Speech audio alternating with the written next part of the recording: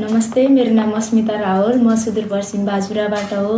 मेरो PCR nursing pass out म 2023मा सकेको थिएँ र मैले चाहिँ अब विदेश जाने भन्ने त प्लान मैले माइन्डसेट पहिलाबाट नै थियो, तर कहाँ जाने के गर्ने भन्ने क्रममा चाहिँ मैले एक दिन फेसबुक चलाइरहेको थिएँ।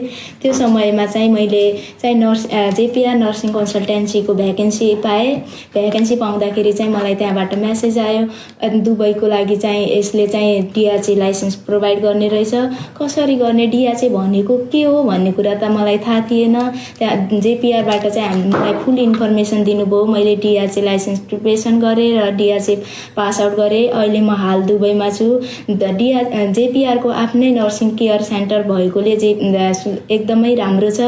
सुदूरपश्चिमबाट जो पनि व्यक्ति आउँदै हुनुहुन्छ 9वटै जिल्लाबाट, उहाँको लागि चाहिँ एकदमै सुनौलो अफर छ। किनभने हाम्रो अनर पनि जेपिआरको सुदूरपश्चिम बैतडीबाट नै हुनुहुन्छ। र अस्मिताजी, हजुर, तपाईँले चाहिँ जेपिआर नर्सिङ एजुकेसन सेन्टरलाई कसरी चाहिँ चिन्नुभयो? जेपिआर नर्सिङ कन्सल्टेन्सी मैले सुनेको थिएँ, तर के हो कस्तो भन्ने कुरा चाहिँ बुझेको थिएन। मैले चाहिँ फेसबुक चलाउने क्रममा चाहिँ भ्याकेन्सी अपडेट भएको देखेँ र त्यहाँभित्र गएर मेसेज गर्दाखेरि चाहिँ जेपिआरको स्टाफले चाहिँ मलाई हेल्प गर्नुभएको थियो के हो जेपिआर भनेर। पहिला चाहिँ थाहा थिएन। हाम्रो यो सुदूरपश्चिमाञ्चलको चाहिँ हाम्रो पनि तपाईँ बाजुराबाट, बाजुरा भनेको त अलिकति अब हाम्रो सुदूरपश्चिममा 9वटै जिल्ला अलि विकसित नै छ। र बाजुराको मान्छे दुबई चाहिँ कसरी पुग्नुभयो, के छ यसमा रहस्य बताइदिनु? मलाई दुबई पुग्नमा हेल्प गरेको चाहिँ जेपिआरले हो। किनकि जेपिआरको ओनर नै हाम्रो सुदूरपश्चिम बैतडीबाट हुनुहुन्छ। उहाँले चाहिँ मेरो सिनियरहरू पनि आउनु भएको छ धेरैजना। उहाँले पनि राम्रोसँग काम गरिराख्नु भएको छ, कमाइराख्नु भएको छ, आफ्नो क्यारियरलाई बुल्डअप गरिराख्नु भएको छ। मलाई पनि राम्रो गाइडेन्स गरेर अहिले म हाल दुबईमा आएर जब गरिरहेको छु। अब सुदूरपश्चिमाञ्चलको 9वटै जिल्ला, अब तपाईँको एउटा चाहिँ खुसी खबर के रहेछ भनेपछि जेपिआर नर्सिङ एजुकेसन सेन्टरको अनर नै सुदूरपश्चिमाञ्चलबाट बिलङ गर्नुहुन्छ। र अब तपाईँको सुदूरपश्चिममा 9वटै जिल्लाकोलाई चाहिँ के भन्न चाहनुहुन्छ र कसरी तपाईँ आउने? अब धेरै जसो चाहिँ के हुन्छ हाम्रो सुदूरपश्चिमाञ्चल अहिले पनि तपाईँको अब छोरी मान्छे विदेश जानुहुन्न रे है, त्योमा चाहिँ हामीको नर्स हो नि त, हाम्रो डिग्री छँदैछ। अब कसरी चाहिँ तपाईँले हामी सहज दिने? अब कसरी चाहिँ हामीले चाहिँ सुदूरपश्चिम 9वटै जिल्लाको मान्छेलाई चाहिँ हाम्रो दुबईमा चाहिँ ल्याउनलाई कसरी सहज गर्थ्यो? हामीले चाहिँ अब कुनै हामीले अब के होला कस्तो होला भन्ने कुरामा डराउनु पर्ने कुनै कुरा छैन।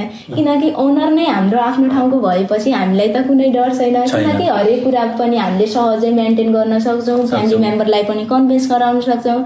एट फर्स्ट त मेरो फ्यामिलीले पनि मान्नु भएको थिएन। मैले फ्यामिली मेम्बरलाई कुरा गरेँ, मेरो फ्यामिली मेम्बरले पनि मान्नु भए। किनकि छोरी मान्छे जानु हुँदैन विदेश भन्ने धेरै कुरा आउँछ। किनकि हामी त एज एजुकेटेड पर्सन भइसकेपछि हामीले अब बाहिर गएर गर्न सक्दैनौँ भने एजुकेटेड पर्सनको लागि एज अ होम अथवा आउट कन्ट्री इज इक्वल हुन्छ नि त। त्यही भएर हाम्रो सुदूरपश्चिमको जुनसुकै नर्स पनि स्टुडेन्ट हुनुहुन्छ उहाँहरूलाई के भन्छु भने ढुक्कको साथ आउनुहोस् र जेपिआरमा हरेक कुराको फेसिलिटी छ।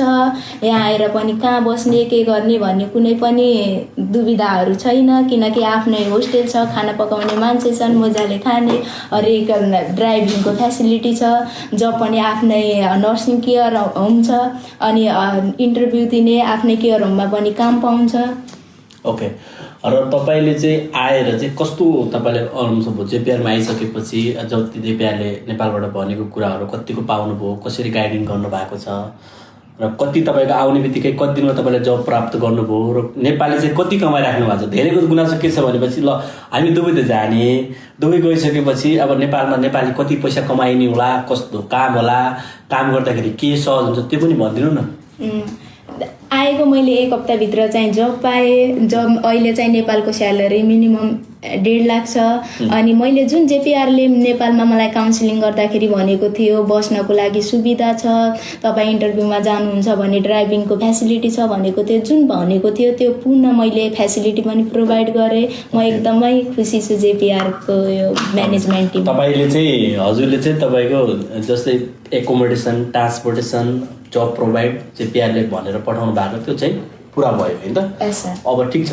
अब तपाईँले चाहिँ महिनाको अब सुदूरपश्चिमाञ्चलको विशेष गरेर यो भिडियो चाहिँ सुदूरपश्चिमाञ्चलको चाहिँ हाम्रो चेलीबेटीहरूको लागि चाहिँ जो कि नेपाल नर्सहरूको लागि चाहिँ है त पूर्वको त आइ नै हाल्छ। विगत 12 वर्षदेखि हामी सेवा दिँदै आइरहेको छु। आज हाम्रो बाजुरादेखि उहाँ अस्मिताजी हुनुहुन्छ र धेरैचोटि पनि धेरै तपाईँको 8 देखि 10 जना सुदूरपश्चिमाञ्चलको अलरेडी आएर काम गरिरहेको छ। तपाईँको सिनियर पनि आएर काम गरिरहेको छ है। ओके, उनीहरूको तपाईँको सिनियरहरूबाट आउँदाखेरि बुझ्दाखेरि के भन्यो? सिनियरले के कस्तो छ भने के फिडब्याक कसरी दिनुभयो?